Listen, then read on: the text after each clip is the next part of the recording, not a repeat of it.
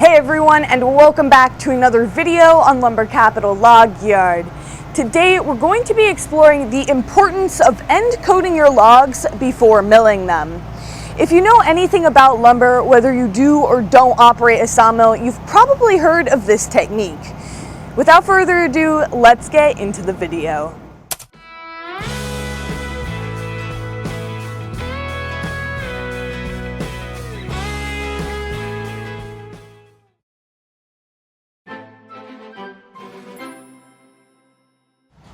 Real quick, if you're a fan of our content, consider becoming a member. Members enjoy an extra video every week. It's not for everyone, but I encourage you to try it out and see if it's something you like. Anyways, now down to business. When you are milling hardwoods, it's important to maintain the value of each log as best as possible. Not many people know that the longer a log sits, the more chance of decreased value. Because my father, the boss, harvests all of the hardwoods that come into the log yard, we have a unique opportunity to have a constant flow of fresh timber. All of these logs here on the deck were just harvested yesterday. The main thing we hope to avoid by end coating our logs is something called end splitting or checking. As soon as a tree is cut down and bucked into logs, it begins to dry, starting at the ends. This is especially noticeable in the summertime when the air is hot and dry. The best way to try and prevent this is by using a waxed-based coating. So today we have a deck full of white oak that we will be milling up for the flooring company Storybook. And we have the task every morning of putting on a coat of this wax sealer.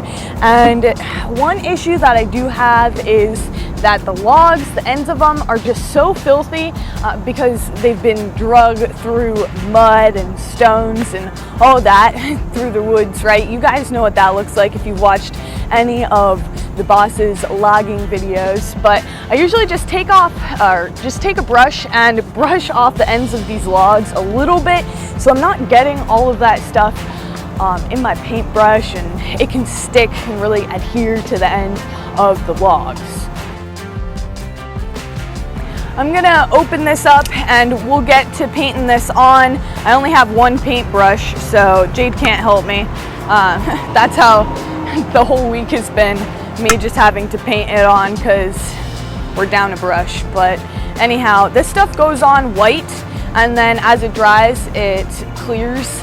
And by the end of it, by the time it's dry, you can't even really notice that it's on there unless you touch it because it is waxy feeling on the end still. But anyhow, let's get to it.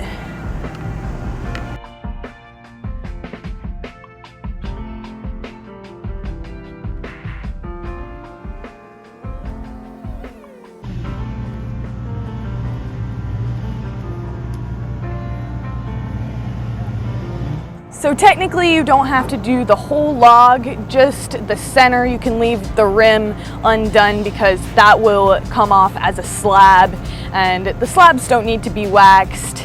We use ours for firewood, all part of our zero waste strategy, so that right there is good enough. I'm just gonna try and get this done as quick as possible. It can kind of become time consuming. I mean, all the time that we've spent on it already. And it's not the quickest thing, especially when you have a full deck, but you can kind of get it done quick, especially if you have two people, because you have to do both ends. So usually Jade's on one side and I'm on the other.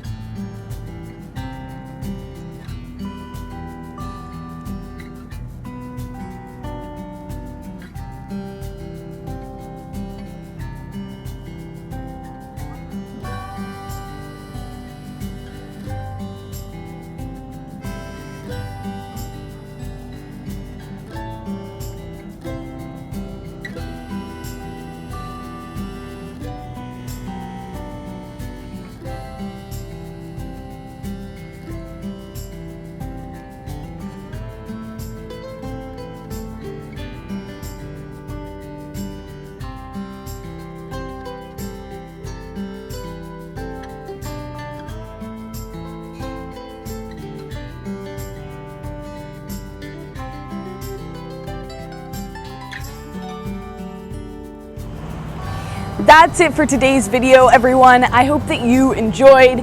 If you did, make sure to give it a thumbs up and subscribe if you haven't already. You can also follow us on Instagram at Lumber Capital Log Yard for extra content. Other than that, we'll see you back here next time. Bye.